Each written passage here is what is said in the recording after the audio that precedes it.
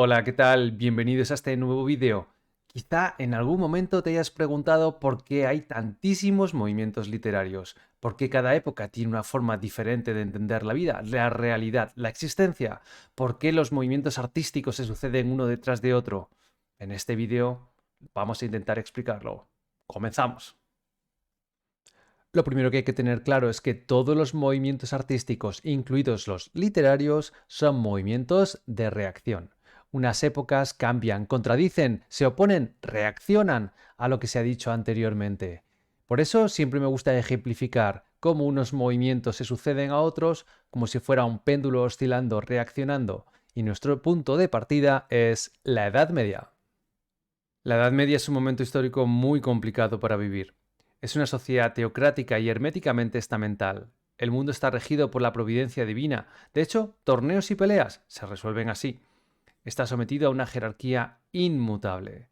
El orden social, político, religioso debe ser respetado como una obra de Dios. De hecho, el pueblo vive pobremente al amparo de un castillo o en torno a un monasterio y ha sido creado exclusivamente para trabajar. La nobleza, por otro lado, recibe de la Iglesia los valores, las normas de vida, las ideas, debe ser el ejemplo de rectitud y valor. Y por último, la función del clero es propagar la fe cristiana. Todo pasa porque Dios lo quiere, por lo que el pueblo, que vive prácticamente en esa situación de esclavitud, no puede quejarse, no puede protestar por su situación, puesto que su lugar en el mundo sigue los designios divinos. Además, la religión está muy presente en nuestro país dado la situación de reconquista que tenemos. El clero va a producir toda una literatura de carácter religioso, moral, científico, que va a ayudar a que comprendamos cómo es esta Edad Media. La aparición del dinero y la progresiva vuelta de la gente a las ciudades hará que haya una completa revolución. Se va a llamar Renacimiento. Y va a ser el movimiento de reacción a la Edad Media. Ya no hay que esperar a la providencia divina. Ahora, cada persona puede labrarse su futuro a través del dinero que comienza de nuevo a circular. Esto hace que la religión se viva de un modo muy diferente. Es más íntima y centra la vida religiosa en la pureza de costumbres, atribuyendo un valor secundario a las ceremonias y prácticas de culto. El hombre en este momento es el centro del universo. Los avances científicos, médicos y los logros en la exploración marítima sirven para comprender que el ser humano es capaz de avanzar si confía en sí mismo. Esta concepción del mundo la pintó fantásticamente Miguel Ángel, un hombre de su tiempo que en los techos de la Capilla Sixtina del Vaticano pintó un fresco como este. Aquí vemos que es Dios el que está dando la vida al hombre, está tocando, pasándole su energía a través de ese dedo. Sin embargo, más bien es al contrario. Dios está dentro de la cabeza de ese hombre que le está dando sentido. Porque si nos fijamos dónde está Dios, está aquí, volando. Pero esta imagen, esto no es una nube, esto no es un pañuelo, esto es un cerebro humano. Así que realmente no hay que ver esto como algo muy transgresor, sino que lo que está intentando decir es que Dios está en el interior de nosotros y no es un ente, no es una deidad que esté fuera gobernándolo todo, sino que tenemos que buscarlo dentro de nosotros mismos, que por otra parte es la concepción que van a tener los místicos españoles de la divinidad. La educación del hombre se concibe como el desarrollo equilibrado de todas sus facultades, mens sana in corpore sano. ¿Te suena? ¿O está orientado hacia la consecución de un tipo de perfección humana que conjugue el cultivo de lo físico con lo espiritual, dando un ideal, el del soldado valiente que además es un intelectual? El más claro ejemplo, Garcilaso de la Vega. Defiende la belleza de los seres naturales como reflejo de la divinidad, lo que generará la idealización del sentimiento amoroso. Un sentimiento amoroso que muchas veces tiene lugar en un locus amoenus, un lugar agradable que recrea un prado verde de aguas dulces y claras, donde no hace ni frío ni calor y una ligera brisa acaricia el rostro del poeta que se tumba en la hierba a pensar, ¿por qué no me quiere mi amada? Todo es armonía. Esa naturaleza acompaña los sentimientos del poeta. Esa armonía es estática. Y, por otro lado, ¿cuál va a ser el movimiento de reacción? Evidentemente no vamos a reaccionar contra el hombre como centro del universo. La reacción viene por reacción al estatismo, a esa armonía. El barroco en el siglo XVII va a ser todo movimiento, todo acción, todo pasión. Evidentemente, la reacción al Renacimiento no va a ser una vuelta a Dios como centro del universo y de nuestra existencia.